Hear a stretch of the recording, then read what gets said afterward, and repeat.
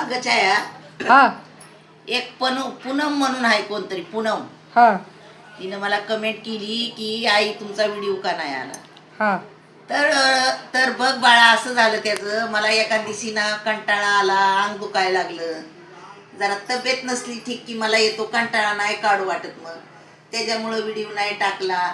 आणि की एक कमेंट आली, हरभऱ्याची भाजी खूप छान लागते आणि ज्वारी कुठून आणता म्हणून. तर बाळा, ज्वारी मी मुंबईलाच घेते, गावाहून आणली तर त्याला इथं ऊन द्यायला जागा नसते आणि खराब होते ज्वारी इकडं. म्हणून मी महिन्याला 10-20 किलो ज्वारी आणते. आणि ज्वारी शिवी सगळी आमच्यात ज्वारीच्या भाकरी खात्यात. ज्वारी शिवी काय आपल्याला जमत नाही. सकाळी खाल्ली चपाती नाश्त्याला, एखाद्या वेळेस तर खाल्ली कधी पोहे, नाही तर ज्वारीची भाकरी जिंदाबाद, आपलं तेच आवडतं आपल्याला. गावच्या सारख्या भाज्या सगळ्या आवडत्यात. तर असं असतं बघ माझं सगळं, म्हणजे नियम. सकाळी एकदा मस्त गटमुट चहा प्यायचा, मग त्याच्यावर भूक लागत नाही. मग कधी लागली तर खायचं थोडं, नाही तर मग दुपारी जेवायचं. तर असं म्हणजे माझं रिटेल असं काम असतं. काम तर काय नसतं, पण आपलं असंच.